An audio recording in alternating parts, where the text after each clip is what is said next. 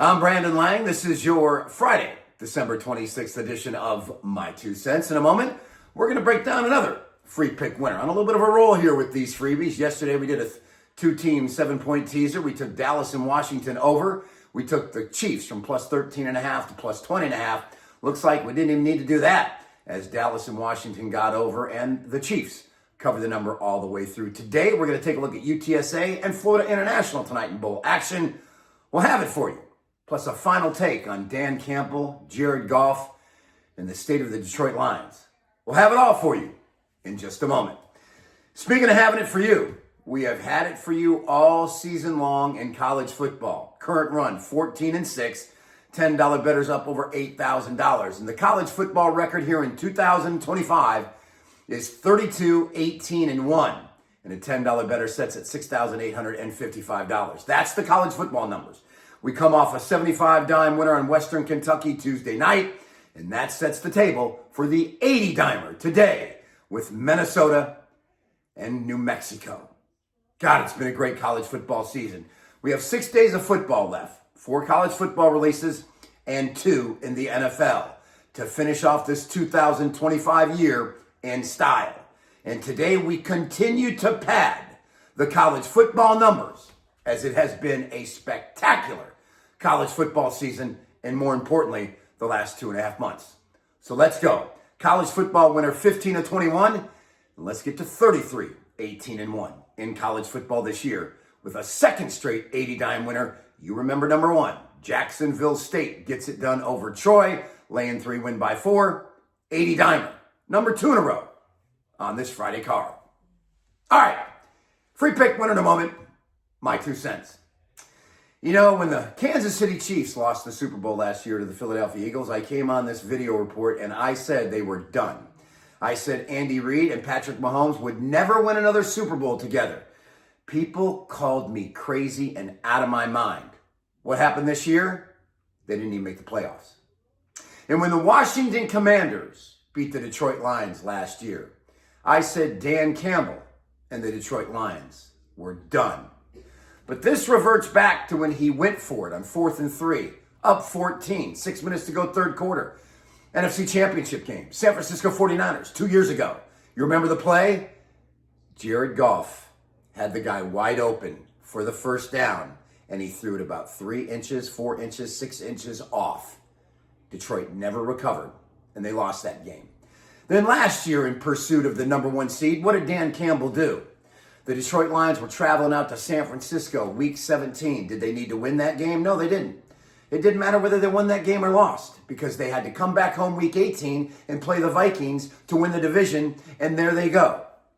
And they get the number 1 seed. So Dan Campbell probably could have rested his entire starting team and came back and beat Minnesota, and the rest was history. What did he do? He played his starters. It was a physical up-and-down slugfest that Detroit won 40-34. He came home. They beat Minnesota. They had 2 weeks to prepare. They had a first-round bye. They had the number 1 seed. They had the best record in the NFL. And what happened?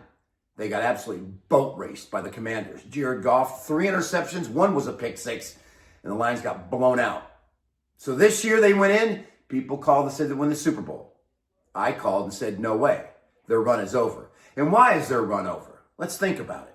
When Sean McVay traded Jared Goff for Matthew Stafford, you don't think he knew Jared Goff?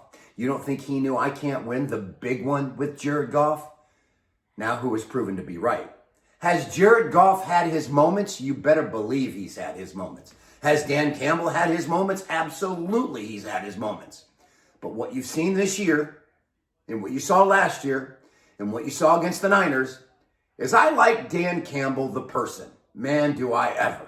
I love his energy. I love his integrity. I love his mission. But Dan Campbell, the football coach, average at best. And what you've seen with these 4th down gambles and firing his offensive coordinator this year and taking over the play calling, everything he has done has turned out wrong for the Detroit Lions. Yes, losing Aaron Glenn to the Jets, losing Ben Johnson to the Bears, having to replace both coordinators. Yeah, that hurt.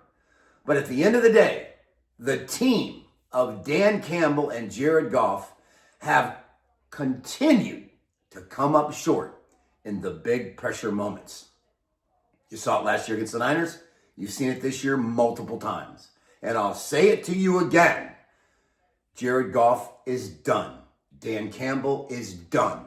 The Detroit Lions are done. Their run is over. It's as simple as that. I said it last year about the Chiefs. They didn't make the playoffs. I said it about Detroit last year after losing to the Commanders. They didn't make the playoffs. I feel bad because I'm a Lions fan. Grew up in Michigan. But at the end of the day, what you saw from Jared Goff is he'll always be a great quarterback when he has time to throw. But just like the rest of them, he's an average quarterback when he feels pressure. It's a good run, Detroit. It's a real good run. Now you'll fall in the mediocre range of NFL teams that had their shot and didn't get it done. All right. Free pick winner. Listen to me. UTSA's been great to me all year long. I've won with them every single time I've used them. And I'm going to come back with them again tonight. But we're going to do a 6-point teaser here because I think the game's going to fly over the posted total. And I think UTSA wins the football game.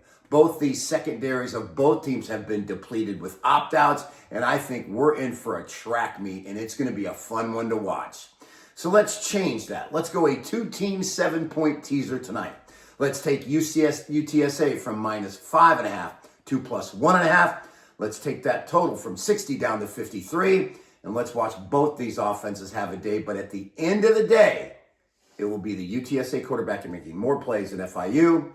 And it'll be UTSA getting the win. 2-team 7-point teaser. UTSA to the over. And we're ready to roll. That's it, everybody. Have a fantastic Friday. Win or lose, we'll see you back here on Saturday. Another edition of My 2 Cents.